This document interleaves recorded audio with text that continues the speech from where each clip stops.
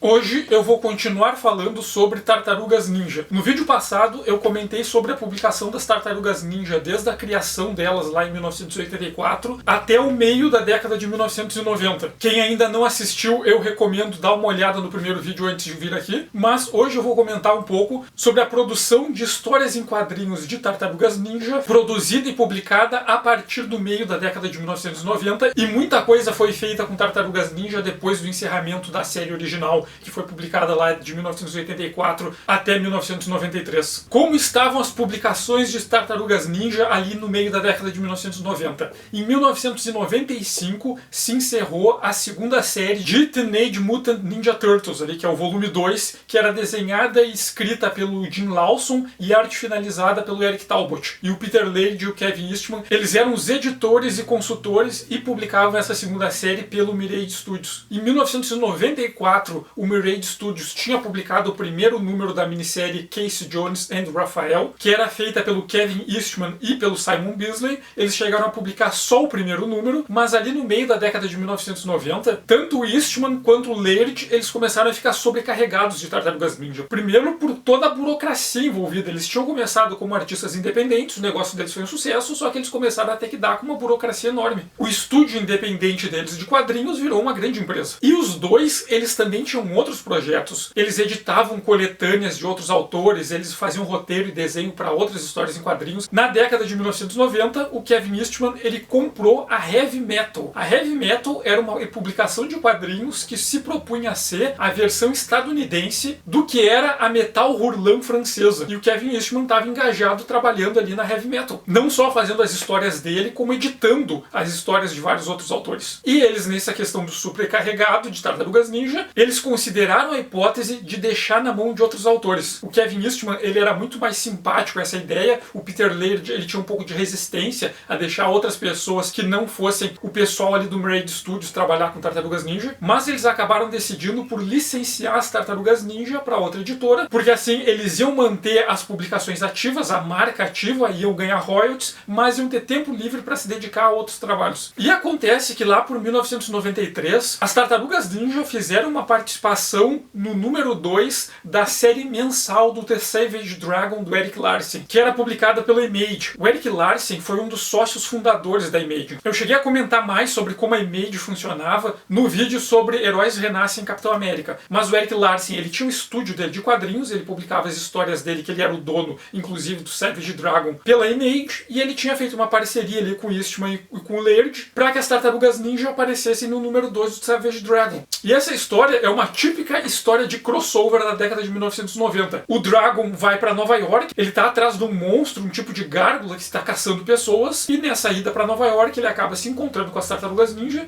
o que provoca uma grande confusão. Eles acabam brigando entre eles, porque tem uma regra clara que é quando os super-heróis se encontram pela primeira vez, eles têm que brigar entre eles primeiro. E essa regra nos anos 90 é ainda mais intensa. Como de praxe, eles se entendem e se aliam para derrotar o vilão. Então teve essa participação das Tartarugas Ninja nas histórias do Savage Dragon. Depois disso, o Eastman e o Laird acertaram com o Erik Larsen outros crossovers. Então teve outros encontros do Dragon com as Tartarugas Ninja. Alguns deles foram publicados pela Mirage Studios. E essa história em que as Tartarugas Ninja encontram o Dragon, que foi publicada pelo Mirage Studios, foi uma das revistas do Mirage Studios que bateu recordes de venda. E o Laird e o Eastman tinham feito essa parceria com o Larsen, gostaram do resultado e propuseram para o Erik Larsen licenciar as Tartarugas Ninja para o estúdio dele, para ele publicar através da Image. O Larsen topou, só que antes de começar a publicar a versão das Tartarugas Ninja do estúdio do Erik Larsen, o Larsen fez uma outra proposta, que é o Casey Jones and Raphael. Tinha sido publicado o número 1 pelo Mirage Studios. Como eles estavam licenciando as Tartarugas Ninja, o Larsen propôs que se republicasse o número 1 pela Image e terminasse de publicar os outros números da série pela Image, que foi o que aconteceu. Então Casey Jones and Raphael, ele teve seu número 1 republicado pela Image, e a Image depois publicou a minissérie até o final, só que com outro título. Em vez de Casey Jones and Raphael, saiu com o título Body Count, Contagem de Corpos em português. Só que o Body Count ainda era feito pelo Kevin Eastman. Só que o projeto principal do Larsen era publicar uma nova série mensal das Tartarugas Ninja pela Image Comics. A Image passou a publicar o Teenage Mutant Ninja Turtles volume 3, que teve 23 números e foi publicado de 1996 até 1999. O Larsen, ele não se envolveu diretamente no roteiro e no desenho, porque na época ele estava muito ocupado com Savage Dragon e administrando ali todo o estúdio dele, participando da Image. Só que ele chamou o Gary Carlson, que é um roteirista com quem ele já tinha trabalhado antes, para ser o responsável por escrever os roteiros dessa revista das Tartarugas Ninja, o volume 3, que seria publicado pela Image. E para fazer os desenhos, ele encarregou o Frank Fosco. Então, a partir de 1996, saiu uma série nova das Tartarugas Ninja, que era feita dentro do estúdio do Eric Larsen, que era publicado pela Image e não no Mirage Studios. O Larsen, ele chegou a desenhar algumas capas e ele participou ali no início da organização do projeto, dando algumas ideias, dando alguns conceitos para direcionar ali os autores, que seriam o Carlson e o Fosco. O Peter Laird, ele participou do começo do projeto também, deu algumas ideias, mas depois de alguns números ele acabou se afastando, ele não queria mais participar, e o Carlson e o Fosco, eles tiveram liberdade para desenvolver as histórias como eles achavam melhor. Só que eles partiram de algumas ideias. O primeiro conceito ali que o Eric Larsen estabeleceu é que as histórias em quadrinhos do volume 3 seriam em preto e branco. Eles iam deixar de ser coloridos, como foram o volume 2, que era ali o desenhado e escrito pelo Jim Lawson, e iam voltar ao preto e branco como uma volta de retorno às origens, porque o Larsen, ele achava que Tartarugas Ninja de verdade mesmo tinha que ser preto e branco. E um outro conceito que era central ali era que essa série das Tartarugas Ninja, eles iam se afastar daquele tom cômico e infantil que tinha na série animada de 1987 e na história em quadrinhos no Teenage Mutant Ninja Turtle Adventures, que era publicado lá pela Art Comics. Segundo ali a equipe do volume 3, que é o Eric Larsen, o Gary Carlson e o Frank Fosco, para respeitar os conceitos originais, ela tinha que ser uma história séria, com violência. Eles contam que Tartarugas Ninja começou como aquela paródia das histórias do Frank Miller, do Demolidor, do Ronin do Frank Miller, que eram coisas muito sérias. E eles achavam que, para eles serem fiéis aos conceitos originais, eles tinham que ser muito sérios. As Tartarugas Ninja deles teriam que se afastar dessa temática infantil e focar num tom adulto. Só que, bom, o adulto deles é o adulto das histórias da Image. A ideia de que histórias em quadrinhos adultas são histórias com muita violência, com morte, com sangue, com gente desmembrada. A ideia de que a representação de violência faria de algo mais adulto. No começo, eles chegaram a considerar a ideia de começar a nova série matando o Splinter, porque isso mostraria como a série deles é séria, como a série deles é adulta, olha como tem morte. Mas eles acabaram desistindo disso, mas de qualquer forma, uma das premissas que conduz a série vai ser essa questão de fazer a história parecer mais adulta, não por tratar de temas mais complexos, mas por mostrar mais violência. E por chocar mais, aquela coisa que é muito típica dos quadrinhos dos anos 90, ali, do super-herói, e que foi o pessoal da Image que definiu nessas convenções temáticas e formais. A ideia do choque, do espetáculo. Então, o número 1 começa com o Donatello sendo fuzilado. É a primeira coisa que nós vemos, o Donatello sendo metralhado. E depois que a história começa a contextualizar o que está acontecendo. Essa série, ela propõe a continuar da onde as histórias do Mirage Studios pararam. Então a história, ela se passa 3 anos depois do número 1 de Tartarugas Ninja, que foi publicado lá em 1984. Então a história começa com o aniversário de 18 anos das Tartarugas Ninja. Eles estão comemorando no esconderijo dele nos esgotos, quando o esconderijo é invadido por um monte de gente muito fortona. Tem 2 tipos de pessoas ali. Tem um monte de mulheres ninjas e uns caras muito fortões, ciborgues com armas muito grandes. Coisa muito típica da Image. E esses caras, eles metralham o Donatello, batem nas outras Tartarugas Ninja, pegam o Donatello ferido, capturam também o Splinter e fogem com eles. E daí a história é sobre o Leonardo, o Rafael e o Michelangelo, que estão ali atordoados, a casa deles foi invadida, eles foram agredidos, foram metralhados, o irmão e o pai deles foram sequestrados, e eles têm que decidir como eles vão lidar com isso. Então é uma história que é muito focada na ação, na explosão mesmo, explosão, tiroteio, Donatello sendo fuzilado, metralhado na frente dos irmãos dele. E nesse ataque, o Rafael acaba sendo ferido. Um desses ciborgues tem partes dele que acabam explodindo, e a explosão atinge o lado esquerdo do rosto do Rafael, que é todo queimado, e ele fica com o rosto deformado. Então olha só como a história é toda focada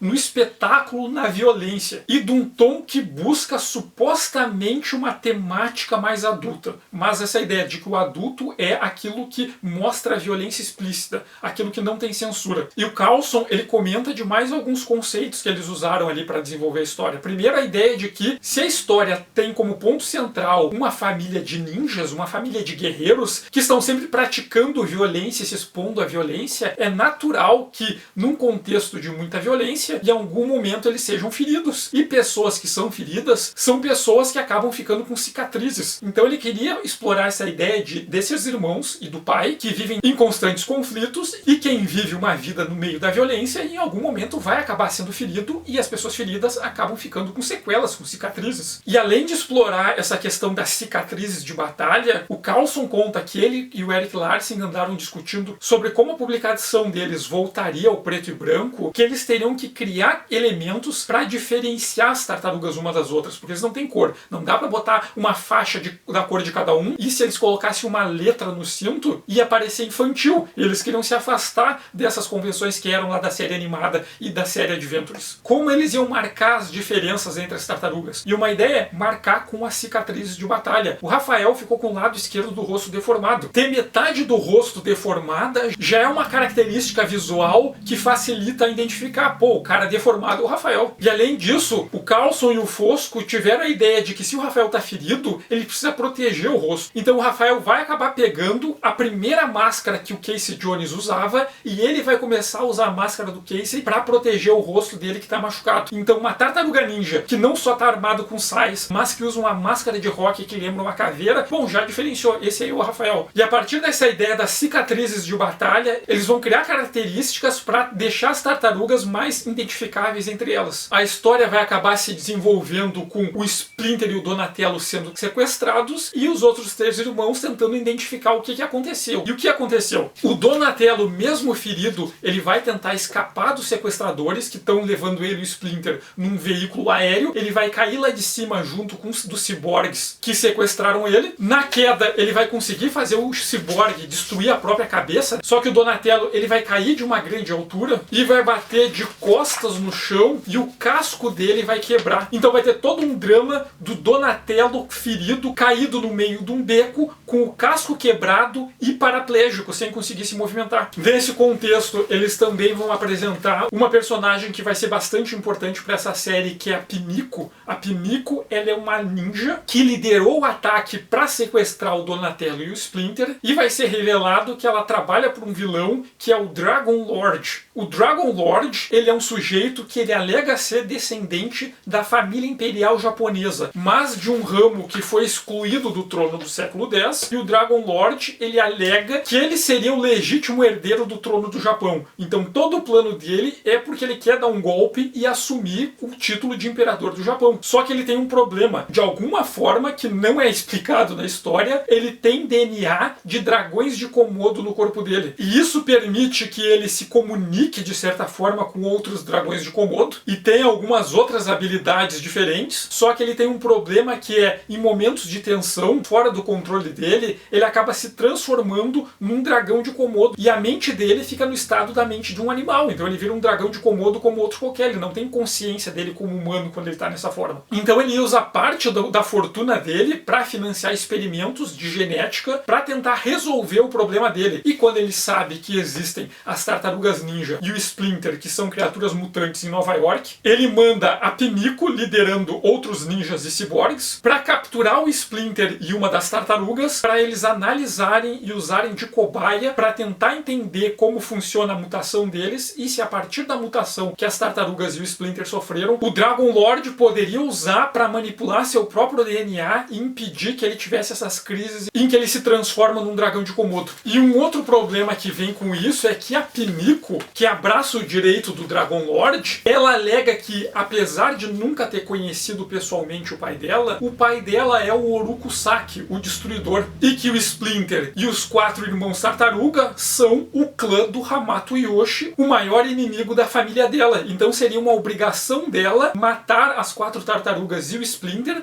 destruir o clã do Hamato Yoshi, porque assim ela vai estar cumprindo o dever dela como filha de vingar o pai dela e o clã Oruko. Então nesse comecinho da série, ela é focada nisso. Esse Dragon Lord, esse cara que é um nobre japonês, que por um motivo maluco é um dragão de Komodo e nunca explicam como isso aconteceu ao longo da série. Ele quer capturar a família das tartarugas para usar eles como cobaia para resolver um problema próprio dele. E para isso ele coloca toda a organização criminosa dele atrás das tartarugas. E a Pimiko, que tem essa vingança pessoal contra eles. Bom, mas daí tem o caso do Donatello. O Donatello, que caiu da grande altura e teve a coluna quebrada e o casco trincado, e os 3 irmãos estão preocupados com ele, porque quando eles vão tentar resgatar o Splinter, eles percebem que o Donatello não foi levado junto, o Donatello está perdido em algum lugar no meio do caminho. Acontece que o Donatello, ele matou o ciborgue que tinha capturado ele. Só que o ciborgue, a parte tecnológica desse ciborgue, tinha uma inteligência artificial. Então esse ciborgue era um tipo de simbionte do humano com uma inteligência tecnológica. E essa tecnologia com inteligência artificial, ela também quer sobreviver. O hospedeiro humano dela foi morto, ela encontra o Donatello ferido e ela acaba abandonando o cadáver do antigo hospedeiro e se fundindo com o Donatello. Então uma forma que o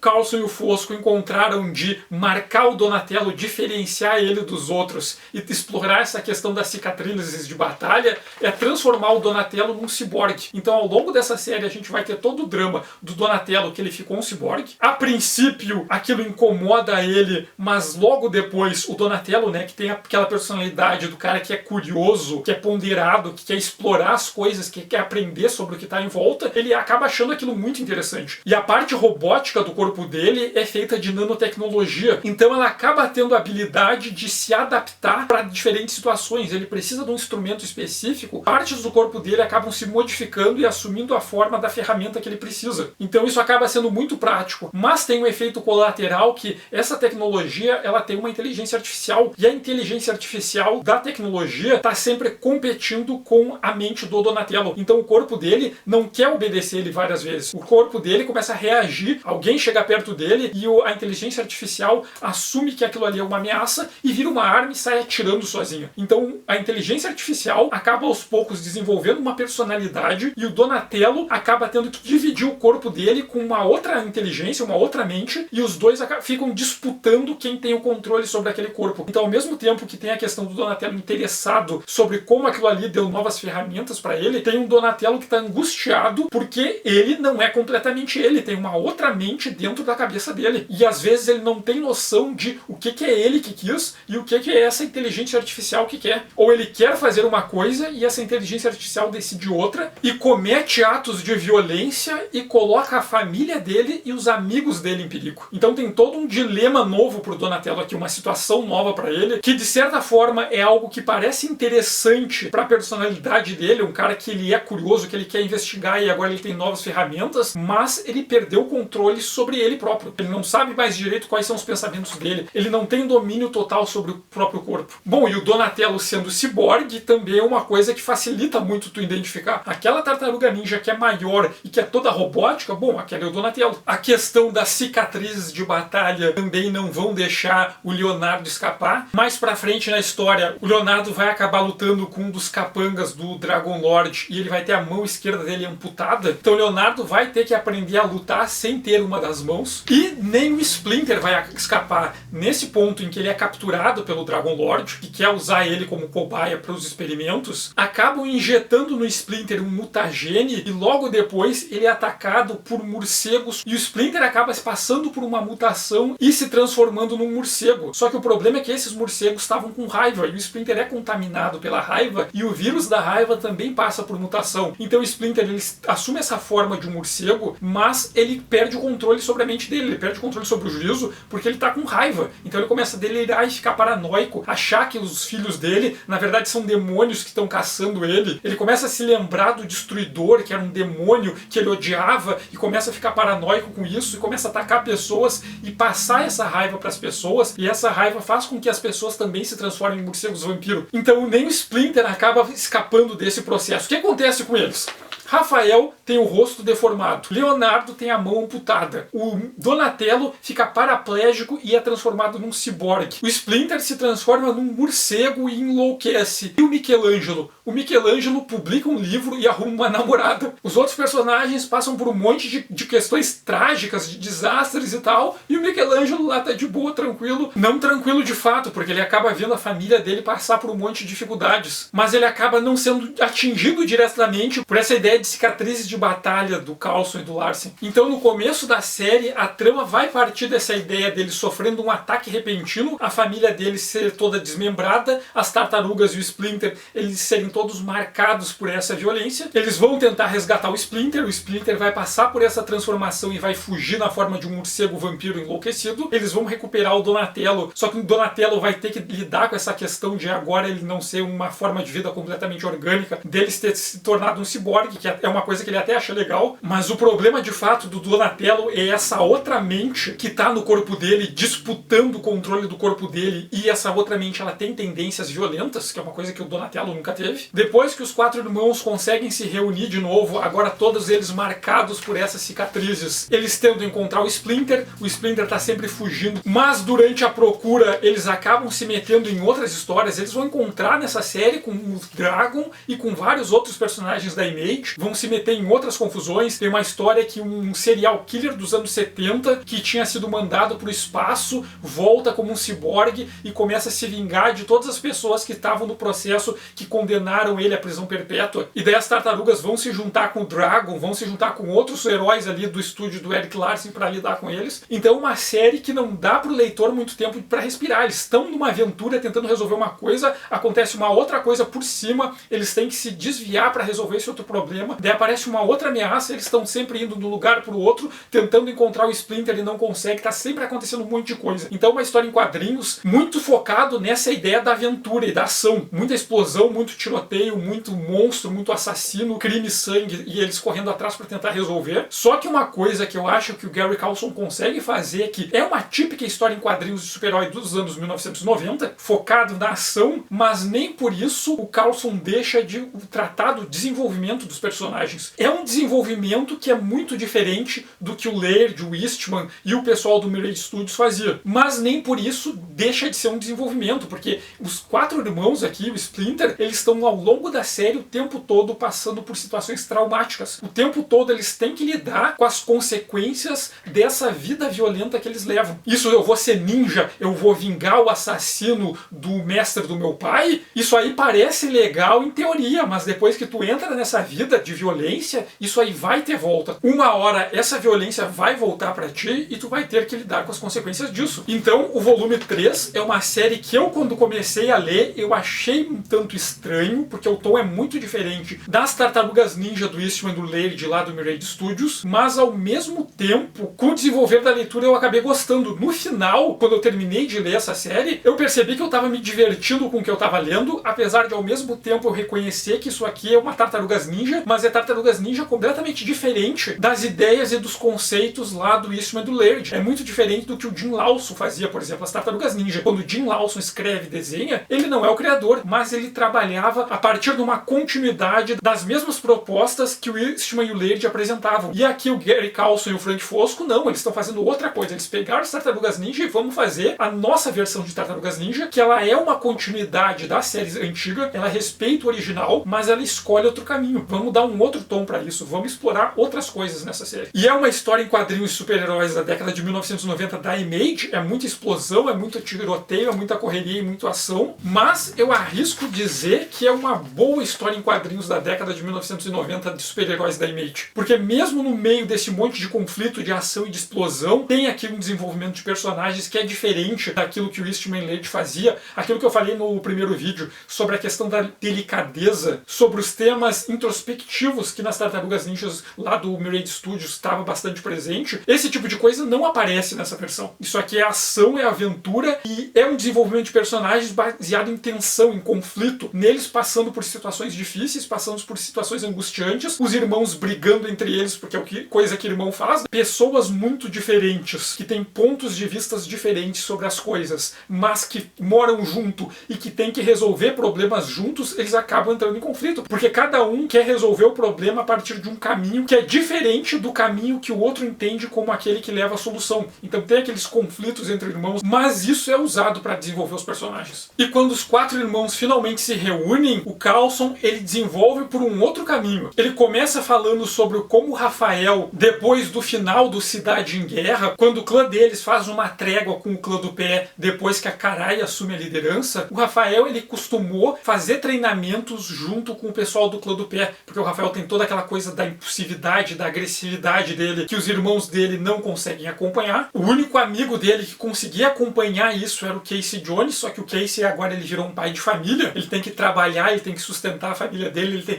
várias responsabilidades e ele não pode sair para ir pela rua arrumando briga com um criminoso junto com o Rafael. O Rafael passa a frequentar e treinar com ninjas do Clã do Pé em Nova York. Só que acontece que um dia em que o Casey e a April tinham saído de casa, o Michelangelo tinha ficado de babá da Shadow, a Shadow é sequestrada. E quando eles vão tentar descobrir quem foi que sequestrou a Shadow, tudo indica que foram ninjas, que faz com que o Rafael procure o Clã do Pé para ver se eles sabem o que aconteceu. A Karai, ninguém sabe onde ela tá, ela teria ido pro Japão, só que perderam contato com ela. E o Conselho de Anciões, que tá ali administrando o Clã do Pé em Nova York, fala pro Rafael que eles pegaram a Shadow, porque eles entregaram pra um outro cara que tinha contratado eles. E que se o Rafael quer a Shadow de volta, o Rafael tinha que fazer um trabalho para eles. Matar uma pessoa que eles não podem se envolver, e eles queriam que o Rafael fosse lá e matasse essa pessoa, que daí ele poderia ter a Shadow de volta. O Rafael se propõe a cumprir a missão, só que na hora ele não tem coragem de matar o cara que o Clã do Pé mandou ele matar. O plano de assassinato dá errado, só que depois ele descobre que é esse cara que ele deveria ter matado e não matou, é ele que tá com a Shadow, porque esse cara, ele é o avô biológico da Shadow. Ele é o chefe de uma família mafiosa de origem italiana ali de Nova York, e o pai biológico da Shadow era filho dele. E essa família mafiosa estava em tensões com o Clã do Pé, e para fazer uma trégua provisória com eles, o Clã do Pé contou para eles que ele tinha uma neta biológica que ele não sabia e entregou a Shadow para ele. E ele, como chefe da máfia, vai fazer de tudo que ele puder para não devolver a Shadow e vai usar os capangas dele do crime organizado. E o Michelangelo vai se sentir responsável porque a Shadow foi sequestrada quando ele estava de babá, e ele vai recuperar a Shadow. Só que daí esse grupo mafioso vai entrar em guerra aberta contra o Clã do Pé quando o Rafael estava lá no meio. E nessa guerra o pessoal da máfia está disposto a matar todo mundo que for necessário para conseguir pegar a Shadow para eles. No conflito, os anciões do Clã do Pé de Nova York vão acabar sendo assassinados. O Rafael estava ali no meio vendo o clã sendo assassinado e sabendo que aqueles caras que estão matando o clã são os caras que querem roubar a Shadow da família dele. E nesse conflito na sede do Clã do Pé, o Rafael acaba tendo acesso ao arsenal do Destruidor. E ele veste uma armadura do Destruidor para intimidar os mafiosos. E ele acaba derrotando os mafiosos, mas os membros que sobreviventes do Clã do Pé se veem sem líder e acabam elegendo o Rafael como o novo Destruidor. Então um dos caminhos que a história vai seguir é que a Shadow está em perigo, porque os mafiosos querem sequestrar ela, e o Casey e a April estão ali extremamente nervosos, né? O Casey, ele vai botar pra fora de novo toda aquela tendência violenta deles, porque os mafiosos querem sequestrar a filha dele. E o Casey é aquele sujeito que, como eu comentei no vídeo passado, é aquele cara que é um amigo leal, que é um pai muito carinhoso, mas ele é emocionalmente instável. É alguém que tende a ter rompantes emocionais e querem sequestrar a filha dele. Então ele vai explodir, vai fazer tudo que for preciso para manter a filha dele segura. E daí a história vai seguir um outro caminho de desenvolvimento, que é o Rafael assumindo a liderança do Clã do Pé, treinando o Clã do Pé, o Leonardo muito desconfiado daquilo. O Clã do Pé são ninjas criminosos. O Rafael vai se meter no meio deles, o que vai acontecer com eles? E o Rafael acha que se ele assumir a liderança, ele pode organizar e coordenar o Clã do Pé para o Clã do Pé fazer coisas boas. E daí o Rafael assume de vez a identidade como novo destruidor. E essa questão do Rafael virar o novo destruidor, assumir a liderança do Clã do Pé, achando que ele pode consertar o Clã do Pé, mas aos poucos ele vai sendo influenciado pelo Clã do Pé, e em vez dele consertar o Clã do Pé, parece que ele vai se desviando e vai ficando aos poucos, talvez cada vez mais corrompido,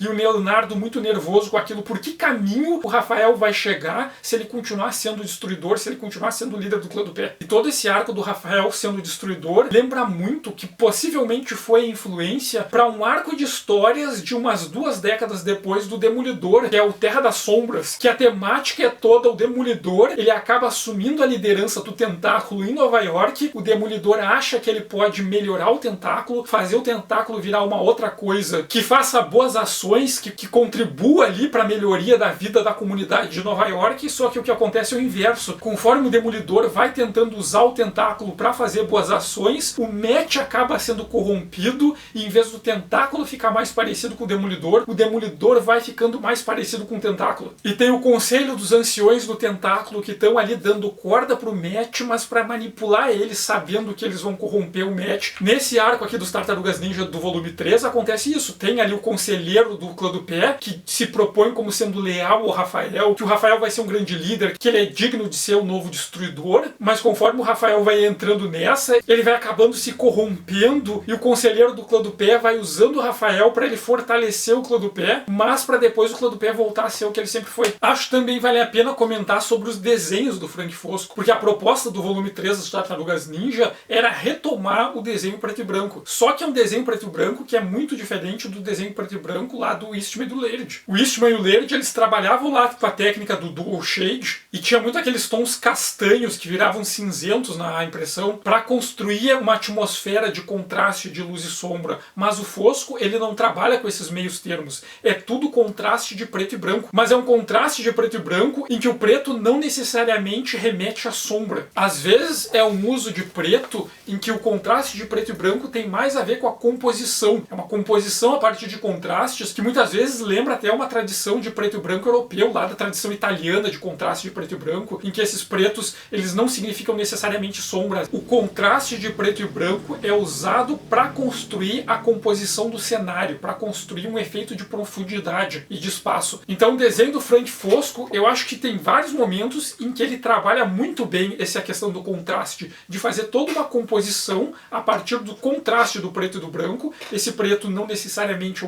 é a sombra e o branco não necessariamente é a luz, mas isso ajuda na composição da imagem. Tem vários momentos em que ele faz isso muito bem, mas tem vários outros momentos que nem tanto assim. Eu acho que ele não acerta sempre, mas pro final da série tem mais alguns pontos de tensão. Primeiro tem o retorno da Pinico, ela reaparece, ela vê o Rafael se apresentando como novo destruidor e ela, que é a filha do Orokusaki, ela acha que ela é legítima herdeira da armadura e ela vai entrar em confronto com o Rafael, disputando o direito de usar a armadura do destruidor e de ser a líder do Clã do Pé em Nova York. E daí vão vir os anciões do Clã do Pé do Japão para arbitrarem essa disputa, só que na verdade é um grande golpe deles. Eles não querem nem a Pinico nem o Rafael liderando o Clã do Pé. Eles estavam usando os dois para reorganizarem, reestruturarem o Clã do Pé ali de Nova York, que tinha sido quase destruído na guerra contra a máfia, só que junto com eles vem uma mulher que se apresenta como a Lady Shredder, usando uma versão da armadura do destruidor. Ela bate nos dois e ela sequestra o Rafael e reivindica ela a liderança do Clã do Pé. Então nos últimos números eles resgatam o Splinter volta à forma normal e o Donatello, o Leonardo e o Michelangelo, eles se juntam com a Pinico, que acaba fazendo as pazes e passando pro lado deles, para eles resgatarem o Rafael e enfrentarem a Lady Shredder. E além disso, tem outra coisa que acontece aqui no final, que é o chefe da máfia, que é o avô biológico da Shadow, ele descobre que quem tá com a guarda da Shadow é o Casey e a April. E ele começa a usar os recursos dele como chefe da máfia para sabotar a vida do Casey e atacar ele pessoalmente. Só que o que acontece depois com o chefe da máfia sabendo que o Casey é quem tem a guarda da neta dele? Quem é a Lady Shredder? O que aconteceu com o Dragon Lord, o grande vilão que foi apresentado no começo, que organizou tudo isso e que depois não apareceu mais? Não foi explicado, porque essa série ela foi cancelada em 1999, no número 23, que é esse que eu tenho na minha mão, porque foi quando teve o estouro da bolha dos quadrinhos ali na década de 1990. As vendas das histórias em quadrinhos em geral estavam caindo, a do volume 3 de Tartarugas Ninja caiu bastante e o Eric Larsen decidiu cancelar a série. Então essa série ela ficou sem fim por anos, até que em 2020 a IDW republicou o volume 3 de Teenage Mutant Ninja Turtles com o título Teenage Mutant Ninja Turtles Urban Legends. Só que nessa republicação eles republicaram os 23 números, só que coloridos. E depois da IDW ter republicado os 23 números originais coloridos, eles convidaram o Gary Carlson e o Frank Fosco para encerrar a série. Então o Carlson e o Fosco em 2020 eles escreveram mais 3 números para encerrar a série e amarrar algumas pontas. Apesar de não amarrarem todas as pontas, pelo menos tem um final minimamente decente. E foi assim que o volume 3 de Teenage Mutant Ninja Turtles foi encerrado. Bom, e o que estava acontecendo com o pessoal ali no Mirage Studios nesse período? Em 1996, a série de animação das Tartarugas Ninja, que tinha começado lá em 1987, teve 9 temporadas, a série foi encerrada. Quando a série foi encerrada em 96, a Art Comics cancelou a publicação do Teenage Mutant Ninja Turtles Adventures. E a Playmates encerrou a produção da coleção original de bonecos que tinha começado ali em 1988. O Mirage Studios não estava mais fazendo histórias em quadrinhos das Tartarugas Ninja. O Laird e o Eastman estavam trabalhando em outras publicações. As Tartarugas Ninja tinham sido licenciadas por Eric Larsen. Só que o Eastman e o Laird, eles estavam se dedicando à produção de um filme novo, que seria o 4º filme das Tartarugas Ninja. Ali na década de 1990, né, teve 3 filmes. O primeiro filme de 90, o 2 e o Segredo do Uzi, ali, que é 91, e depois o Tartarugas Ninja 3. O plano deles era fazer um quarto filme. E o Eastman e o Laird, eles estavam trabalhando pessoalmente no roteiro. E a ideia deles pro roteiro era apresentar a quinta Tartaruga Ninja. Todo o núcleo do roteiro deles era sobre a origem e apresentação de uma quinta Tartaruga Ninja que iria integrar a família. E essa tartaruga se chamaria Kirby, em homenagem ao Jack Kirby. E se nós pensarmos um pouco sobre a homenagem que eles estão fazendo, as Tartarugas Ninja têm nomes de grandes artistas. Quem são os grandes artistas para serem homenageados? Leonardo da Vinci, Michelangelo Buonarroti, Donatello, Rafael Sanzio e Jack Kirby. Jack Kirby é um artista no mesmo nível dos renascentistas. É basicamente isso que o Eastman e o Laird estavam dizendo, com a quinta Tartaruga Ninja se chamando Kirby. Só que o que aconteceu foi que a New Line, que ia distribuir o filme, acabou desistindo e cancelou o projeto. E eles ficaram sem o quarto filme. E foi nesse contexto, logo ali pós o cancelamento do filme, que a Saban, o estúdio produtor de Power Rangers, procurou o Mirage Studios. E eles fizeram a proposta deles fazerem uma série das Tartarugas Ninja. O Eastman e o Laird acharam interessante, porque eles não estavam mais produzindo as histórias em quadrinhos das Tartarugas Ninja dentro do Mirage Studios, a animação não estava mais sendo exibida, o filme não ia sair, então para eles manterem a marca deles circulando, ativa, e a empresa deles valorizando, era interessante ter as Tartarugas Ninja na TV. Então eles começaram a fazer negociações, a Saban pediu para eles ideias para eles usarem na série, tanto que uma das coisas que chegou na série é que o vilão da série é o Dragon Lord, que é o personagem que era o vilão no volume 3, que estava sendo publicado pela Image, só que o Eastman e o Laird falaram que eles estavam trabalhando na ideia de inserir a quinta Tartaruga Ninja, que seria o Kirby, no roteiro pro filme, e que eles poderiam usar isso na série que a Saban ia produzir. O pessoal da Saban achou interessante que a quinta Tartaruga Ninja estreasse no programa deles. Só que eles fizeram uma exigência. A quinta Tartaruga Ninja tem que ser uma fêmea, que era para também despertar o interesse no público feminino. E o Eastman e o Laird não quiseram, porque a ideia deles era que a quinta Tartaruga Ninja fosse o Kirby. E o pessoal da Saban disse que ou a quinta Tartaruga Ninja ia ser fêmea ou não ia ter série. O Peter Laird ficou muito bravo e não queria fazer, porque para ele o único motivo para existir uma quinta Tartaruga Ninja era para homenagear o Jack Kirby. Se não fosse para homenagear o Jack Kirby, ele não queria uma Tartaruga Ninja. Ele disse que tudo bem criar um personagem feminino, só que o personagem feminino não era para ser uma tartaruga, porque ele queria guardar o conceito da quinta tartaruga ser uma homenagem pro Jack Kirby, que ele ia usar isso em outro momento. Mas o pessoal da Saban insistiu que tinha que ter uma quinta Tartaruga Ninja e que tinha que ser uma fêmea. O Laird não queria fazer, só que o Eastman acabou tendendo a aceitar e foi conversar com o Laird para ele aceitar também, porque eles tinham uma questão que naquele momento o Mirage Studios era uma empresa que tinha 20 empregados. Todos esses 20 empregados, o Mirage Studios bancava planos de saúde para eles e para as famílias deles. E a empresa deles naquele momento, no meio da década de 1990, era uma empresa que ela estava em decadência. A série de animação tinha saído do ar, os brinquedos não estavam mais vendendo, eles não estavam tendo o mesmo lucro que eles tinham antes. E se eles não aceitassem fazer aquela série e pegassem o direito do licenciamento e dos novos brinquedos que a Playmates ia fazer a partir da série, eles não iam ter dinheiro para manter todo o pessoal. Eles iam ou ter que cortar o plano de saúde dos empregados e dos familiares, ou despedir gente. E diante desse contexto, entre ou despedir a equipe e cortar os planos de saúde, ou ter uma quinta Tartaruga Ninja fêmea, o Peter Laird acabou aceitando. Só que ele disse que ele não ia se envolver. Ele disse que o Kevin Eastman que ia cuidar disso, e se afastou do projeto. Daí foi lançada a série produzida pela Saban, que era Ninja Turtles The Next Mutation, que era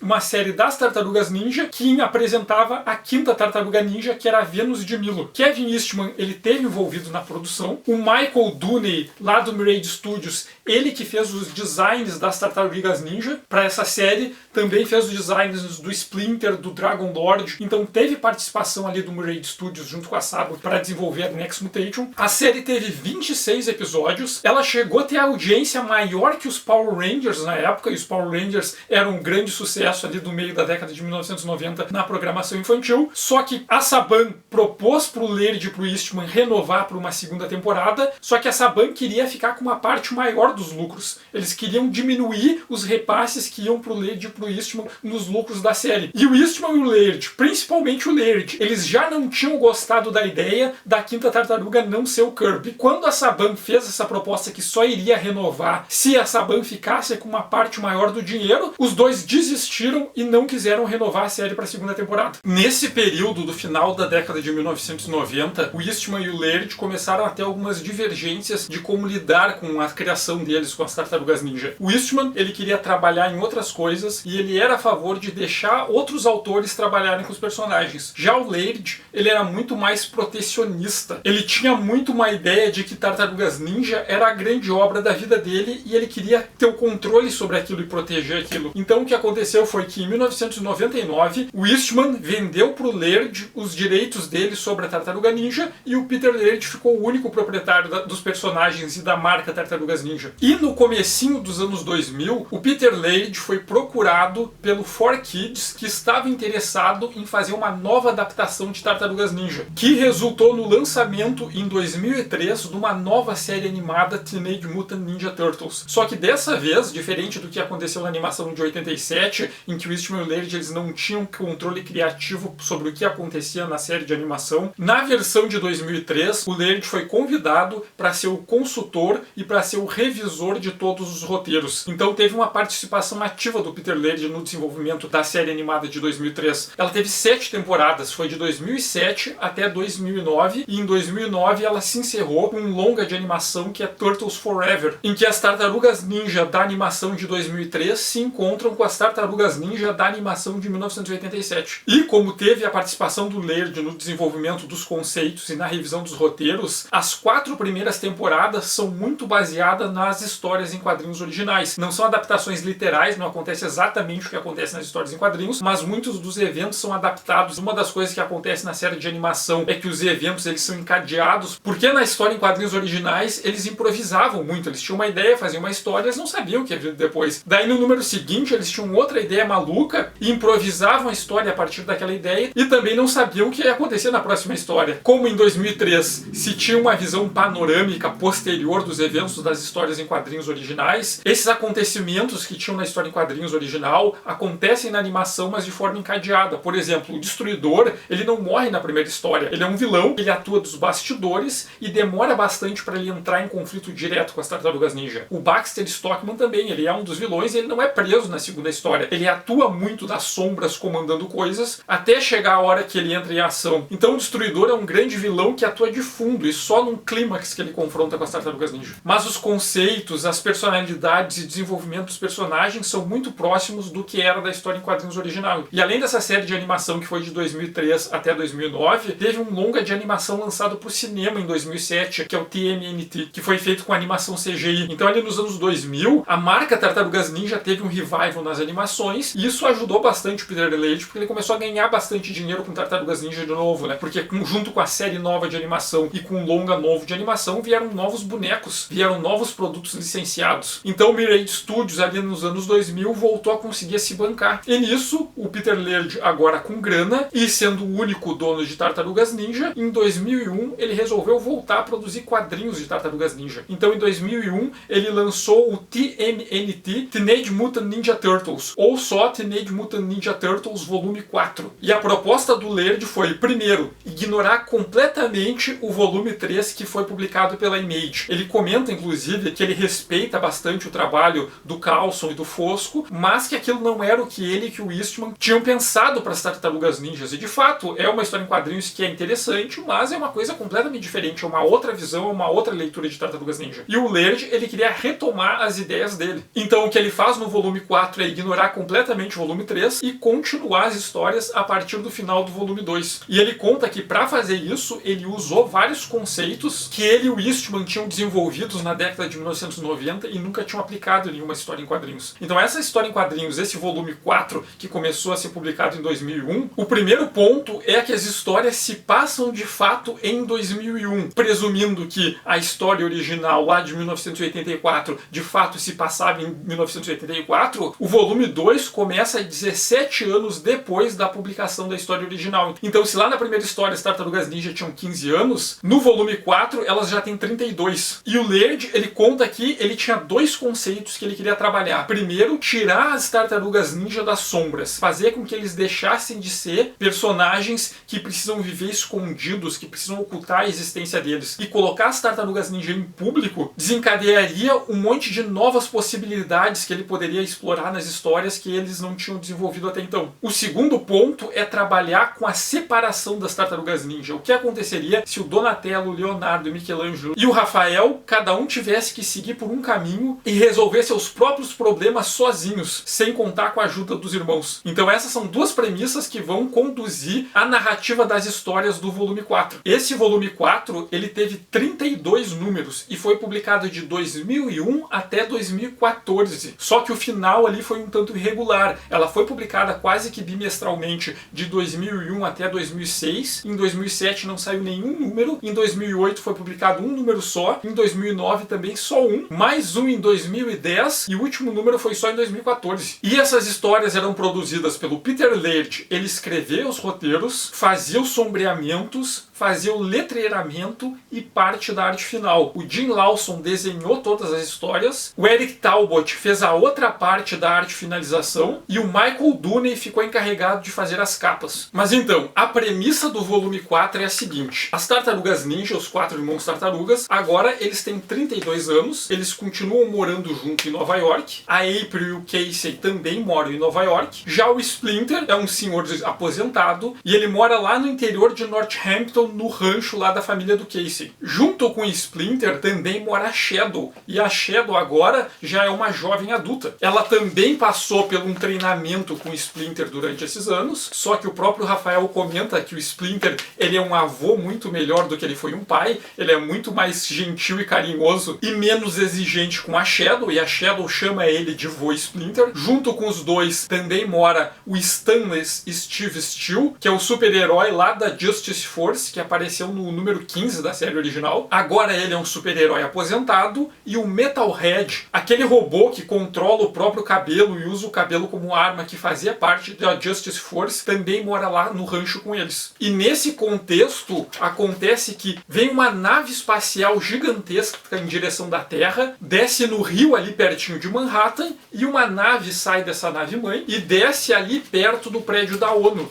E de dentro dessa nave sai um grupo de astronautas da NASA que havia se perdido. Eles foram resgatados pela tripulação dessa nave extraterrestre que chegou na Terra, e essa nave, ela pertence aos Utrons, aqueles extraterrestres que parecem um cérebro com um rostinho e tentáculos. E eles vieram numa missão de primeiro contato. Eles vêm se apresentar para a Terra para estabelecer relações diplomáticas e comerciais com a Terra. E juntos com a tripulação de Utrons que vieram nessa nave para fazer o primeiro contato com os humanos, também veio o Fugitoid, porque ele já conhecia a Terra, ele conhece as Tartarugas Ninja, e o Fugitoid se apresenta ali para as Tartarugas Ninja para explicar o que está acontecendo para ele. Que os Utrons vieram numa missão de paz para estabelecer essas relações diplomáticas. O acordo que os Utrons fazem com os humanos é ficar instalados numa base ali perto do rio, se disponibilizar para a visita de humanos, para trocar tecnologias e conhecimentos científicos com a população da Terra, e ali eles estabelecem um tipo de embaixada que tem instalado ali uma tecnologia de transporte transmático. E com essa tecnologia, povos de vários planetas diferentes podem se teletransportar para a Terra, e os humanos podem se teletransportar para qualquer um desses planetas, e assim estabelecer contatos diplomáticos, de comércio, de muita ajuda com outros planetas. E o impacto que isso causa é que, a partir de então, vários extraterrestres, espécies alienígenas, começam a circular em Nova York, e vários humanos começam a ter contato e ir em missões diplomáticas para os outros planetas. Então uma coisa que o Laird vai trabalhar aqui é esse estranhamento, os humanos pela primeira vez estabelecendo contato direto e aberto com espécies de outros planetas. E todos os benefícios e malefícios que essa experiência de primeiro contato vai causar. Como os Utrons já conhecem as Tartarugas Ninja e têm alguma afinidade com elas, os Utrons levam as Tartarugas Ninja lá para a embaixada deles para conversar com elas e pedir ajuda e informações que possam facilitar ali as relações diplomáticas dos Utrons com os terráqueos. E isso vai abrir uma nova possibilidade para o Leonardo, para o Michelangelo, para o Donatello e para o Rafael, porque agora é normal extraterrestres caminhar por Nova York. Então tem um monte de criaturas bizarras e estranhas, com aparências que ninguém nunca viu antes, que estão circulando ali. E com isso, 4 tartarugas falantes caminharem por Nova York deixa de ser algo estranho. Então os 4 eles podem aparecer em público e andar pelas ruas, e a maioria dos humanos acham que eles são extraterrestres. E a partir daí, o Peter Laird pode trabalhar aquilo que ele queria, de tirar as Tartarugas Ninja das sombras. Agora eles podem andar em público. E eles podendo entrar em público, não precisando se esconder, permite que o Laird trabalhe trabalha com um monte de possibilidades novas de o que fazer com esses personagens. O primeiro ponto de tensão que o Laird vai trabalhar aqui no volume 4 começa com o fato de que a April e o Casey, eles estão tentando ter mais um filho, só que a April tá com dificuldade de engravidar. Ela procura médicos, faz vários exames e nada explica, até que em um momento a April acaba sendo examinada por outros motivos pelos Utrons. E os Utrons descobrem que dentro do corpo da April tem vários nanorobôs que estão aos poucos afetando a saúde dela, estão deixando ela doente, criando vários outros estados, e que se eles continuarem trabalhando ela vai acabar morrendo. E várias investigações em volta de por que diabos tem nanorobôs dentro do corpo da April que estão tentando matar ela, faz com que eles descubram que lá no volume 2, quando o Baxter Stockman transferiu o cérebro dele para um corpo robô para se vingar da April e das Tartarugas Ninja, ele infectou a April com nanorobôs com o objetivo de matar ela aos poucos para fazer ela sofrer. Essa era a vingança do Baxter. Então um dos primeiros conflitos aqui do volume 4 é eles tentando descobrir um jeito de salvar a April que está morrendo aos poucos. Ela fica cada vez mais doente e não existe tecnologia para se livrar desses nanorobôs. Inclusive, no mundo dos Utrons, a nanotecnologia é proibida por causa dos perigos e os efeitos colaterais que ela pode apresentar. Então, no começo da série, um dos pontos vai ser eles tentar desenvolver um tratamento para curar a April. Chega num ponto em que eles conseguem, de fato, destruir os nanorobôs que estão no organismo da April, só que eles descobrem outra coisa. Os Utrons concluem que a April, ela não é irmã biológica da irmã dela. Ou seja, ela não é filha biológica dos pais dela. E com isso, a April vai entrar numa crise. Ela começa a entrar em dúvida, tá, mas quem é ela? Porque os pais dela nunca falaram que ela era adotada. Nisso, a April vai entrar em crise, ela vai começar a ficar paranoica, nervosa, vai querer se afastar de todo mundo. O Casey vai ficar cada vez mais preocupado, só que ele não consegue se comunicar com a April. E ele vai voltar a ter os surtos emocionais dele, vai querer colocar a máscara dele e sair por aí batendo em criminosos. Mas ao mesmo tempo que o Laird ele vai trabalhar com esses dramas, tem um outro tema que ele vai discutir bastante nesse volume 4, que é muito influenciado pelo contexto histórico da época. Essa série começou a ser publicada em 2001. 2001 foi quando aconteceu o atentado ao World Trade Center. E todo o contexto do pós-atentado, que teve todo um crescimento da xenofobia nos Estados Unidos, principalmente contra as pessoas de origem muçulmana. Vai ter toda a política do George W. Bush de acentuar a intervenção do estadunidense em outros países, principalmente nos países do Oriente Médio. Isso vai se refletir bastante aqui no volume 4 de Tartarugas Ninja. Um dos pontos que vai acontecer é um movimento chamado Zihad, que vem de Xenojihad, que vai ser um movimento que vai acontecer ali nos Estados Unidos, em que várias pessoas vão se organizar para exigir que o governo expulse os alienígenas, porque segundo eles, desde que os Utrons chegaram em Nova York, instalaram a tecnologia de teletransporte, vários extraterrestres começaram a vir para a Terra, ninguém sabe quais são os valores desses extraterrestres, ninguém sabe que doenças esses extraterrestres estão trazendo para a Terra. Eles começam a dizer que os extraterrestres estão vindo para roubar os empregos dos terráqueos, para sabotar a economia da Terra, então vai ter uma paranoia xenofóbica contra extraterrestres. E as Tartarugas Ninja, as pessoas olham para essas tartarugas gigantes falantes e acham que eles são extraterrestres, então mesmo eles sendo terráqueos, eles vão acabar sofrendo preconceito desses grupos da Zihad, que são contra a presença de extraterrestres, porque eles acreditam que os extraterrestres estão roubando os empregos deles, estão levando as doenças, e eles acreditam que os extraterrestres são formas de vidas inferiores, porque os terráqueos sim são a forma de vida superior escolhida por Deus. Então o Laird vai pegar todos esses discursos xenofóbicos que vão se fortalecer nos Estados Unidos pós 11 de setembro e vai falar disso, mas não usando diretamente os imigrantes de outras nações que eram o pessoal que estava sofrendo preconceito nos Estados Unidos daquela época, e sim construindo uma analogia em que usa a ideia de imigrantes extraterrestres para falar sobre esse preconceito e sobre essa xenofobia. E faz muito sentido as Tartarugas Ninja sofrerem essa xenofobia contra extraterrestres, mesmo eles não sendo extraterrestres, mesmo os 4 sendo terráqueos, porque se nós pararmos para pensar, as Tartarugas Ninja, eles são filhos de imigrantes. O Splinter, ele é um imigrante, ele nasceu no Japão, a família dele foi para os Estados Unidos como imigrante para tentar uma vida melhor. A família dele é o Hamato Yoshi e a Ten Shen. Inclusive tem uma parte aqui nesse volume 4 mais pra frente que o Leonardo ele conhece outros guerreiros que conheceram o Splinter quando ele era mais novo. E esses guerreiros chamam o Splinter de Hamato Splinter, deixando bem claro que ele faz parte do clã do Hamato Yoshi, da família do Hamato Yoshi. E os 4 irmãos, eles são filhos de imigrante. Eles são filhos do Splinter, um imigrante que veio do Japão. E uma coisa que é bastante comum com filhos de imigrantes é eles terem dificuldade para serem aceitos dos dois lados, porque nasce um filho de imigrante. O Splinter é japonês. Nasce um filho de um japonês em Nova York, mas poderia acontecer em qualquer outro lugar do mundo. Inclusive acontece no Brasil. Nasce um descendente de japonês. Apesar do filho do imigrante ter nascido na terra que ele mora, muitas vezes o resto da população não reconhece eles como nativo dali. Pensa no caso dos filhos de japoneses. O filho de um japonês que nasce no Brasil, ele tem que lidar com o fato a vida inteira dele que, apesar dele ser brasileiro, os outros brasileiros não vão tratar ele como pleno brasileiro. Vão dizer, o japonês. Mas ele nasceu no Brasil, ele é brasileiro pleno. Ele é tão brasileiro quanto descendente de qualquer etnia. Mas por ele ser filho de japonês, vão tratar ele como o japonês e não como brasileiro. Só que se ele tenta voltar pro Japão, no Japão, ele não nasceu no Japão, apesar dele ser filho de japonês. E no Japão, ele vai ser um brasileiro. Então, o filho do imigrante, às vezes ele acaba num contexto em que ele não consegue ser plenamente incluído nem no país que ele nasceu, para onde os pais deles imigraram, e nem no país de origem dos pais dele. E as Tartarugas Ninja são um pouco isso, né? Eles são nova-iorquinos, eles nasceram nos Estados Unidos, eles nasceram na Terra, mas por eles serem mutantes, eles nunca vão ser aceitos como humanos, como terráqueos normais. E se a gente pensar em questão de nacionalidade, eles são nova-iorquinos, eles são estadunidenses, mas eles não são aceitos como parte do povo dos Estados Unidos. Mas eles aprenderam a cultura do pai deles, que é um japonês, e se eles forem no Japão, eles também não vão ser aceitos no Japão. Então as Tartarugas Ninja são muito uma analogia aos filhos dos imigrantes. Inclusive na questão de adaptação, porque se a gente pensar dos quatro, o Leonardo é o que parece ser mais japonês. Ele tem toda aquela questão da ideia do guiri, aquele senso de dever, que ele tem que cumprir as expectativas que os irmãos dele têm nele, que o Splinter tem nele, que ele seria errado se ele não fizesse aquilo que esperam que ele faça. Todas aquelas pressões sociais japonesas, a ideia de moral é dar conta das expectativas que a família tem de ti. O Leonardo tem uma mentalidade muito assim, então talvez o Leonardo seja o mais japonês deles. Mas, por exemplo, o Michelangelo. O Michelangelo, ele tem toda uma caracterização de um surfista da Califórnia. Ele é filho de um japonês, mas ele não se vê como um japonês. E uma coisa legal da gente pensar também é que se as Tartarugas Ninjas originalmente nas histórias em quadrinhos, elas trabalham muito com essa questão de ser filho de imigrantes, naqueles filmes produzidos pelo Michael Bay, que é o Tartarugas Ninja de 2014 e depois o Out of the Shadows, que é a sequência ali de 2016, que são filmes que eu não gosto de muita coisa que tem neles, principalmente por, apesar deles não serem dirigidos pelo Michael Bay, serem só produzidos pelo Michael Bay, eles se parecem muito com os Transformers do Michael Bay, aquela coisa de muitas cenas de correria, ação, em que as coisas parecem que acontecem na sorte, não tem muita consequência do que acontece, não tem desenvolvimento de personagens. Tá, eu poderia falar várias coisas sobre esse filme, mas não vou entrar nele. O ponto é que tem uma coisa que eu acho interessante nesse filme, que é, nesses dois filmes produzidos pelo Michael Bay, essa ideia das Tartarugas Ninja como filhos de imigrantes são removidas, e no lugar tem toda uma construção que faz uma analogia com as Tartarugas Ninja como negros da periferia de Nova York. Tem toda uma caracterização cultural deles para tratar as Tartarugas Ninja não como os filhos de um imigrante, mas como negros da periferia. E é uma ideia que cria tantas possibilidades que vai ser explorada na própria versão da IDW de Tartarugas Ninja. Vai ter algumas questões relacionadas com a ideia das Tartarugas Ninja como representações de jovens negros. E no último longa de animação lá no Mutant Mayhem, que a ideia deles como filhos de imigrantes também desaparecem, porque o Splinter não é um imigrante, o Splinter é um nova-iorquino, que de novo vai construir a identidade cultural das Tartarugas Ninja muito próxima à ideia deles como negros da periferia de Nova York, que é uma coisa que não tá nas histórias em quadrinhos originais, mas a partir ali do filme de 2014, isso passou a ser inserido no contexto das novas leituras de Tartarugas Ninja, e criou potencial para discutir sobre outras coisas. Mas voltando pro volume 4, ele tem um contexto político muito mais forte do que os volumes anteriores, e muito influenciado por essa questão do contexto ali pós 11 de setembro, e pelo Peter Laird manifestando os pontos de vista dele sobre o tema. Porque assim, se a gente pensar esse volume, ele é um estado de produção de arte bastante idealizado, né? Porque aqui a gente tem um Peter Laird que a animação nova estava sendo exibida, tinham vários novos produtos de Tartarugas Ninja sendo lançado. Peter Laird estava numa situação em que ele não precisava fazer mais histórias em quadrinhos. Ele estava ganhando dinheiro e estava sustentando só a partir dos licenciamentos. Mas mesmo assim, ele decidiu fazer uma revista nova porque ele queria escrever sobre as Tartarugas Ninja. E não tinha empresa nenhuma, nenhum financiador, nenhum agente, nada limitando a produção dele. Ele tinha liberdade criativa total e dinheiro para bancar o que ele quisesse. Então esse volume 4 das Tartarugas Ninja foi produzido num contexto ideal por um artista que ele não precisa de dinheiro, ele tá com a vida ganha e pode fazer as histórias em quadrinhos que ele quiser sem se preocupar com a renda, com o lucro, porque ele não precisa dessas histórias em quadrinhos para viver. E ele tem liberdade criativa total, não tem um financiador, um executivo, um dono de editor, um dono de estúdio dizendo o que ele pode, o que ele não pode fazer, o que vende, o que não vende. E o Peter Laird, ele usa muito essa liberdade. Se nós lermos os editoriais das revistas, a gente vê que ele não tá nem aí. Eu sou o dono dos meus personagens, eu sou o dono da revista e eu falo sobre o que quiser. Tem volumes que no editorial ele fala sobre passeios que ele fez, inclusive na contracapa ele bota fotos de um dia que ele foi passear na montanha. Fotos dos protótipos dos bonecos da nova série animada que tinham chegado no estúdio para ele avaliar. São coisas que numa revista comercial nunca iam aparecer. Mas como ele produz a revista para se divertir porque ele gosta,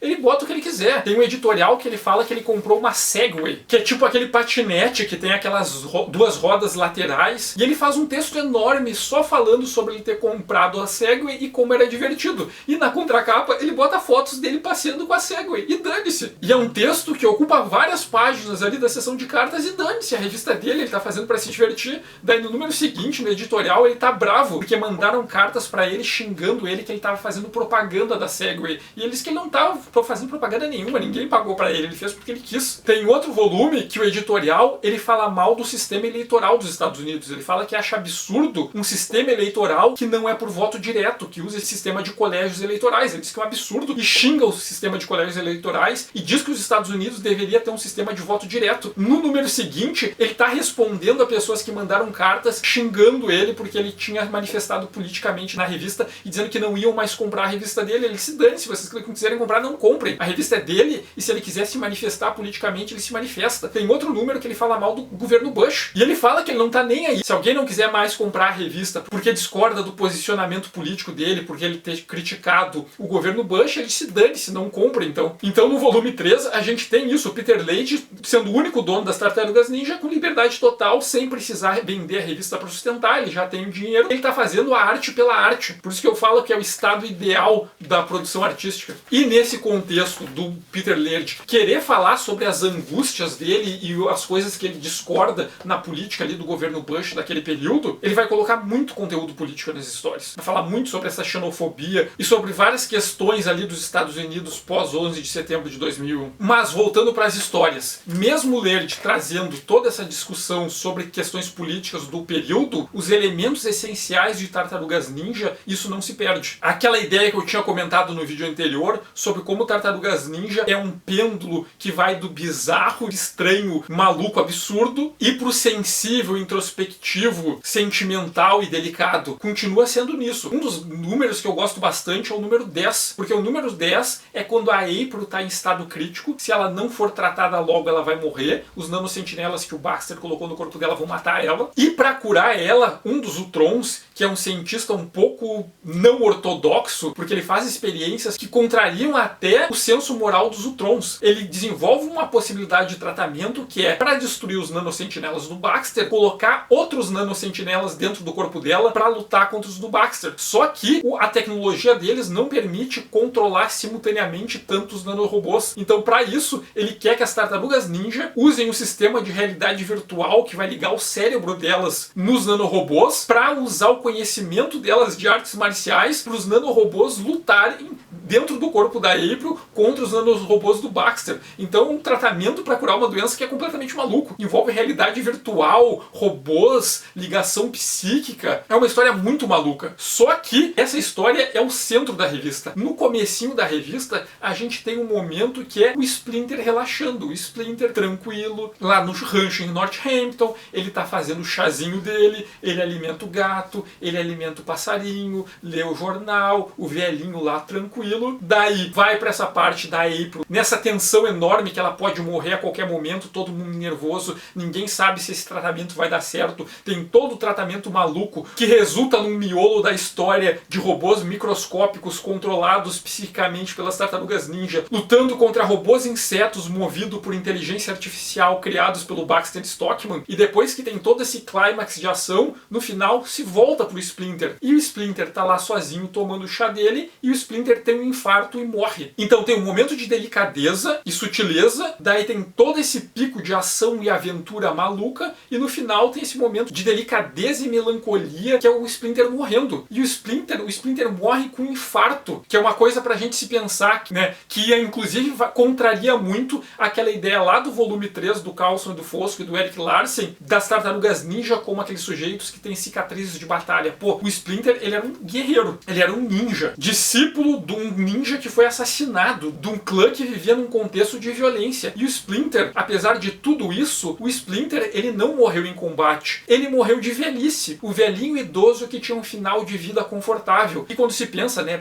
aquelas histórias épicas em que um personagem se destaca porque ele morre fazendo uma grande ação e ele morre em combate, morre em confronto, em perigo, para salvar seus companheiros, uma morte heróica. Mas, pô, uma morte heróica também é uma morte que abrevia uma vida, também é uma morte por violência. O Splinter, ele morreu, ele não teve uma morte épica que vai ser lembrada dele como uma morte de um grande guerreiro, mas ele morreu de velhice, tendo um final de vida confortável, sabendo que ele criou os filhos dele se tornaram independentes, e ele criou a neta dele, que é a Shadow, e viu a neta dele virar uma jovem adulta capaz. Então é uma morte ideal, é a pessoa morrer de velhice, sabendo que cumpriu a missão e sabendo que os parentes, os filhos e os netos estão tendo uma vida boa, feliz e confortável. Então, apesar da morte do Splinter ser totalmente anticlimática, essa morte anticlimática, que é triste, é melancólica, mas ao mesmo tempo, se nós pensarmos, pô, o Splinter teve uma vida feliz. Ele teve uma vida difícil no início, mas ele teve um final de vida feliz, tranquilo. E ele viu os filhos e os netos dele felizes. Então, qual o jeito melhor de morrer do que esse? E eu também gosto bastante do número 11 do volume 4, porque em estrutura ele é o oposto do número 10. O número 10 começa com esse momento delicado do Splinter, tem toda a ação bizarra, maluca e frenética no meio, e termina de novo com esse momento delicado da morte do Splinter. O volume 11, a estrutura é o inversa. Começa com um bagulho absurdo, que são do nada vampiros aparecendo no Central Park, em outros pontos de Nova York, e matando pessoas e bebendo sangue dela. Daí todo o miolo da revista é sobre o funeral do Splinter. Os 4 irmãos se juntam ali, a April, que recém saiu do hospital ainda com dificuldade para caminhar, o Casey, a Shadow, vários membros da Justice Force, a Renée, a Radical, o Letterhead, o Fugitoid, vários Utrons. Então vários personagens que as Tartarugas Ninja conheceram ao longo de vários anos da história delas, vários aliados, amigos, conhecidos, se reúnem num momento que é de tristeza pela morte do Splinter, mas ao mesmo tempo é de celebração pela vida que o Splinter teve. Sobre como aquelas pessoas só estão reunidas ali porque o Splinter no início estava lá para cuidar das tartarugas e ensinar aos 4 filhos dele a serem pessoas boas e a ajudarem os outros. E sendo pessoas boas e ajudando os outros, eles reuniram todos aqueles amigos e aquela família. Então é a tristeza pela morte do Splinter, mas é uma celebração de alguém que viveu uma vida longa, plena e que realizou as coisas. Então é de novo o Laird aqui sendo extremamente delicado, sutil, ao tratar dessas emoções ali dos 4 irmãos ao perderem o pai dele, e eles pensando o que eles vão fazer agora. E porque não tem nenhum arrependimento pela morte do Splinter, porque o Splinter não teve uma morte trágica, não foi alguma coisa que eles pudessem mudar. O Splinter morreu de velhice, depois de ter vivido uma vida plena, eles só podem aceitar. Mas ao mesmo tempo que eles têm que aceitar a morte do pai deles, eles sentem falta do pai deles, não tem como eles não sentirem falta. Então Laird faz uma história sobre esse sentimento, né,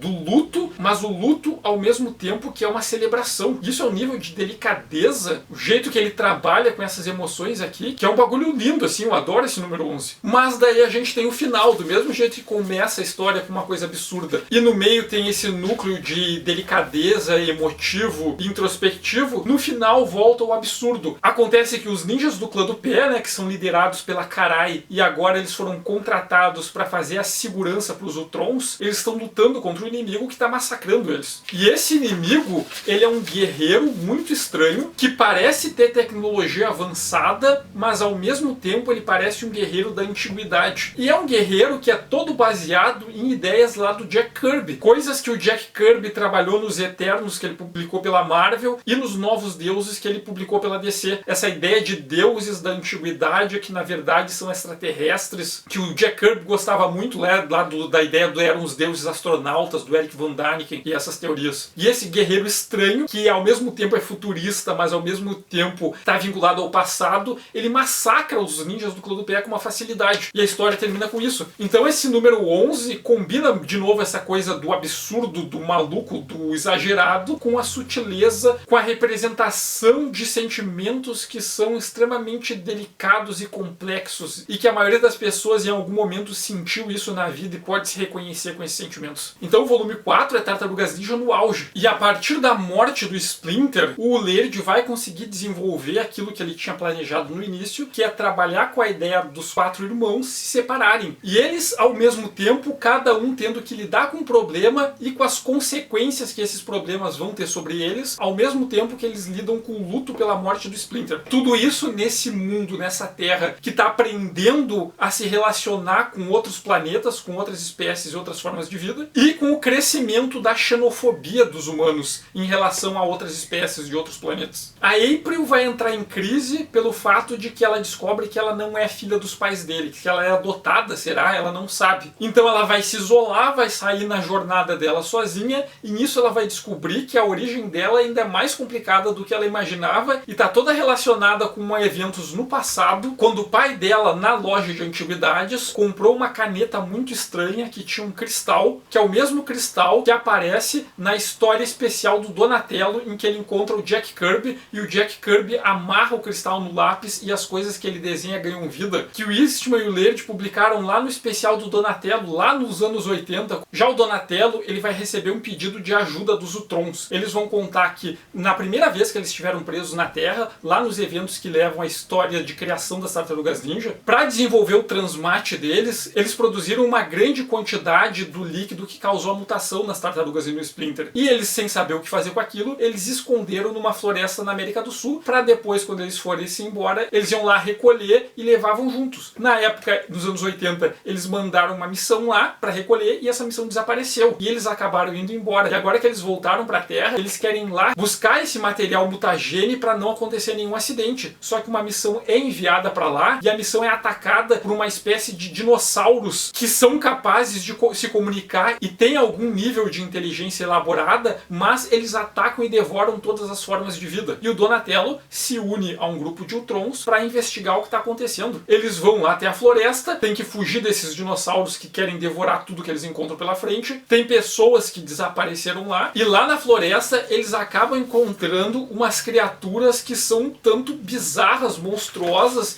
que parecem muito com aqueles monstros que o Jack Kirby desenhava. Principalmente ali no comecinho dos anos 60, quando ele fazia muito aquelas histórias em quadrinhos de um monstro pra Marvel, quando a Marvel ainda usava o nome Atlas. Então essas criaturas que o Donatello e os Utrons encontram lá são muito inspiradas nos monstros do Jack Kirby. E essas criaturas, elas vão encolher o Donatello, os Utrons e outros humanos que entram na região e prendem eles num mundo engarrafado, que remete muito também lá à cidade engarrafada de Kandor, das histórias do Superman. E o Donatello vai ter que lidar com essa questão dele estar encolhido ali no meio desses monstros. Já o Rafael, ele é atacado pelos vampiros que estavam atacando pessoas em Nova York, só que ele é infectado por um vírus desses vampiros, e o vírus, ao entrar na corrente sanguínea dele de um mutante, o vírus passa por uma mutação que provoca nele novas mutações. Ele acaba virando uma tartaruga gigantesca, monstruosa, que parece quase um dinossauro. E conforme ele vai ficando grandão e monstruoso, a mente dele começa a se tornar cada vez mais primitiva. E como o Rafael virou essa criatura monstruosa, que não tem pleno controle sobre a consciência, e ele sendo uma pessoa muito impulsiva, muito raivosa, ele começa a colocar a raiva dele pra fora e atacar tudo que ele vê pela frente, destruir coisas, atacar todo mundo de forma aleatória. Daí o professor Honeycutt, o Fugitoide, tenta ajudar o Rafael a fazer ele recuperar o controle da própria mente, e depois que ele consegue algum controle, ele decide que ele vai procurar esses vampiros que estão matando pessoas e sugando o sangue delas. Já o Leonardo, ele acaba recebendo um pedido de ajuda da Karai para ajudar eles a lidarem com esse guerreiro estranho que parece um personagem do Jack Kirby, que apareceu do nada e tá caçando e matando os membros do Clã do Pé. O Leonardo vai ajudar a Karai a fazer isso, só que ele começa a desconfiar que a Karai tá escondendo alguma coisa dele, inclusive porque uma empresa que pertence ao Clã do Pé, que é uma editora, tá publicando um livro com algumas coisas que parecem magia, encantamentos sobrenaturais. O Leonardo, ele vai investigar isso e ele descobre que essa linguagem, esses encantamentos do que o livro trata, o Splinter tinha um livro secreto que falava dessas mesmas coisas. E ele começa a desconfiar que o Splinter, ele fazia coisas que nunca contou pra ele. O Splinter sabia de coisas que nunca contou pros filhos dele. E ele começa a ficar ficar intrigado. O que é isso que o pai dele fazia e que guardava em segredo? Por que ele guardava isso em segredo? E procurando esses segredos, ele vai encontrar esses encantamentos do Splinter e vai conseguir abrir um portal para um lugar chamado Battle Nexus. O Battle Nexus é uma dimensão paralela em que guerreiros de várias dimensões se reúnem lá para participar de batalhas em coliseus, de campeonatos, para ver quem é o guerreiro mais forte. E quando ele chega lá, ele fica surpreso porque todo mundo lá conhece Hamato Splinter. E o Splinter, ele participava dos campeonatos de luta no coliseu do Battle Nexus. E é uma coisa que o Leonardo jamais imaginou que aconteceria. Então tem toda uma trama do Leonardo descobrindo uma faceta do pai dele que ele não conhecia. E acaba sendo um jeito dele lidar com o luto, porque ele perdeu o pai dele, mas ele descobre que tem várias coisas sobre o pai dele que ele ainda pode aprender. Mesmo o pai dele tendo ido embora, ele pode conhecer o pai dele a partir dessas novas descobertas. E nesse contexto do Battle Nexus, esse lugar em que guerreiros de várias dimensões paralelas se reúnem para competir, ele vai encontrar inclusive com uma outra versão do Destruidor, mas que é um cara legal e que é uma mistura do Orokunagi, o irmão mais velho do Destruidor, com o Hamato Yoshi, o mestre do Splinter, como se os dois fossem uma pessoa só e eles tivessem virado o Destruidor. Mas também lá o Leonardo vai encontrar esses guerreiros kirbinianos que estavam atacando o clã do pé. E ele vai descobrir que esses guerreiros se chamam virtuosos. E a partir dessa ideia dos virtuosos, o Peter Laird vai desenvolver outro comentário político. Porque eles são extremamente moralistas em tudo, eles acreditam que existe uma moral e que essa moral é única e absoluta e que várias coisas são imorais, inclusive a sexualidade. A sexualidade é algo imoral que deve ser repudiado e por isso eles fizeram manipulações genéticas com eles ao longo dos anos para eles não terem mais órgãos sexuais, para se afastar completamente das impurezas da sexualidade e eles se reproduzem só em laboratório. Mas não só isso, eles são extremamente moralistas e qualquer pessoa que faça coisas que vá contra a ideia deles de moral, eles atacam essas pessoas a ponto de querer matar elas. Eles acham que todas as pessoas que violam a ideia deles do que é moral devem morrer. Pessoas que praticam o mínimo de magia, não. Magia é uma coisa imoral. Magia é uma coisa que não é de Deus. Então nós temos que matar todos os magos. Então tem um baita de um comentário político aqui do Peter Laird sobre essas pessoas que são extremamente moralistas, que são fiscais da moral, que se acham puras, corretas, mas que para garantir essa moral eles querem matar e fazer coisas horríveis com as pessoas que têm pontos de vista diferentes. Então tudo bem matar, massacrar, torturar de formas horríveis pessoas que não se enquadrem nos valores deles de moral. O cara é um mago, então esse cara não merece viver. A pessoa tem um órgão sexual, ah não, sexualidade é algo horrível, essa pessoa deve ser morta. Então tem todo um comentário aqui do Peter Laird criticando justamente essas pessoas que são extremamente moralistas, mas ao mesmo tempo uma moralidade que é muito perversa com qualquer um que escape um pouquinho fora daquilo que eles consideram o correto e moral. E essa moralidade dos virtuosos está toda relacionada com a religião deles, com como eles interpretam o que é Deus e o que é correto. Tem um baita de um comentário social que o Peter Laird faz sobre esses fiscais da moral. E o outro arco é o do Michelangelo. O Michelangelo, ele começa a trabalhar na Embaixada dos Utrons como guia para as criaturas de outros planetas que chegam na Terra, ele como sendo um terráqueo, mas ele sabe como é ser tratado como um estranho, como uma criatura bizarra na Terra. Ele começa a trabalhar como mediador, guiando por Nova York os visitantes de outros planetas. E nesse trabalho, ele se torna o guia da Sari, que é uma regenta. Regenta, segundo eles, é um título equivalente à princesa, do planeta dos Styrakon. Os Styrakon são uma espécie extraterrestre que evoluíram de dinossauros e que parecem Styracossauros. E segundo alguns, os Styrakon, eles têm um ancestral comum aos Triceraton, aqueles extraterrestres da Federação Triceraton, com quem as Tartarugas Ninjas e o Fugitoid tiveram vários problemas. Só que os Styrakons, eles são muito racistas em relação aos Triceraton. Eles falam, não, os Triceraton, eles são outra espécie, eles são inferiores. Não nos compare com eles, não nos misture com eles. Então tem uma questão de tensão racial que o Peter Laird vai trabalhar entre os Styrakons e os Triceraton. Só que o Michelangelo, ele vai virar o guia da Sari, essa princesa do mundo dos Styrakon. Ele vai acabar tendo um relacionamento com ela e ela vai acabar colocando um ovo. E o Michelangelo vai ficar completamente assustado. Como assim um ovo? Significa que o Michelangelo vai ser pai. Ele vai ser pai do filho da princesa do mundo Styrakon. E quando os guarda-costas da Sari descobrem isso, eles dão uma surra no Michelangelo, capturam ele e secretamente, sem os Utrons que trabalham ali na embaixada saberem, eles transportam o Michelangelo para o mundo do Styrakon. Quando o Michelangelo acorda, ele descobre que ele está numa prisão, ele está acorrentado numa prisão em condições horríveis com vários outros prisioneiros. Todos os prisioneiros estão sendo extremamente maltratados nessa prisão. Ele não entende por quê, ele fica chamando pela Sari, não, porque a Sari vai vir aqui e vai me salvar, ela vai me tirar daqui, ela é a regenta, ela não vai me deixar aqui preso sofrendo. Só que lá ele passa fome, ele é torturado, ele e os outros presos vivem em condições terríveis, e ele fica falando, tá, mas uma hora vão me chamar pro meu julgamento, e no meu julgamento eu vou esclarecer o que aconteceu, eles vão ter que me libertar. E lá ele conhece um velho Triceraton. Esse Triceraton que tá preso com ele, ele teve os chifres cortados e os olhos furados. E esse prisioneiro Triceraton explica pro Michelangelo que se ele fosse para uma prisão normal, ele seria julgado, mas aquela não era uma prisão normal. Aquela era uma prisão da família real para prisioneiros políticos. Quando tinha uma pessoa que a família real, Styrakon, achava que era inconveniente, que era um problema, eles faziam essa pessoa desaparecer. E essa pessoa ia para aquela prisão e ficava ali até morrer. E o Michelangelo tá lá naquelas condições horríveis, sendo torturado, passando fome, passando por coisas horríveis. Ele já tá lá sem esperança, mas vendo o Michelangelo ali, ele consegue bolar um plano e ele se sacrifica pro Michelangelo conseguir fugir da cadeia. O Michelangelo foge e ele é encontrado por agentes secretos Triceraton que estavam infiltrados naquele mundo, inclusive tentando encontrar aquele prisioneiro. E o capitão dessa equipe tinha visto o Michelangelo lutar lá na arena, lá nas primeiras histórias, quando ele foi transportado pro mundo dos Triceraton e depois fugiu de lá com o Fugitoid. E ele fala, aquele ali é o guerreiro lendário que lutou na arena aquela vez. Eles recolhem o Michelangelo, levam o Michelangelo todo ferido, todo machucado, depois de passar fome e ser torturado, pro planeta dos Triceraton. Lá os Triceratons recebem o Michelangelo acha que vão se vingar dele, né, por todas as vezes que ele lutou contra os Triceratons, e daí explicam pra ele que não. Depois que as tartarugas lutaram na arena, a derrota do antigo líder deles acabou revelando todos os esquemas de corrupção, e eles acabaram depondo o antigo líder Triceraton e colocado um novo conselho no poder. E, inclusive, as lutas das tartarugas se tornaram um paradigma novo para a cultura deles, e eles desenvolveram novas técnicas de combate corpo a corpo inspirado nelas. E o Michelangelo conta o que ele passou, conta sobre o Triceraton que tinha tido os chifres cortados e os olhos furados, tinha sido torturado e estava preso lá, e eles contam que aquele Triceraton que estava preso junto com o Michelangelo, ele era um Triceraton pacifista, ele era contra a guerra dos Triceratons e os Styrakon, ele achava que todos eram iguais, todos deveriam se respeitar e viver em paz. Ele negociou um armistício entre os Styrakons e os Triceratons, só que daí os Styrakons tinham sequestrado ele, e os Triceratons não sabiam, os Triceratons sabiam que ele tinha desaparecido, mas ninguém sabia o que aconteceu. Agora, sabendo que os Styrakons sequestraram aquele que era o pacifista, aquilo para eles é a prova que os Styrakons são traiçoeiros, e por isso os Triceratons declaram uma nova guerra, que eles querem matar de vez os Triceratons. E o Michelangelo, ele sofreu tanto naquela prisão, ele estava tão angustiado que a Siri traiu ele, deixou ele lá para ser torturado, para ser morto, ele passou por um monte de coisas horríveis naquela cadeia, ele tá com tanto ódio,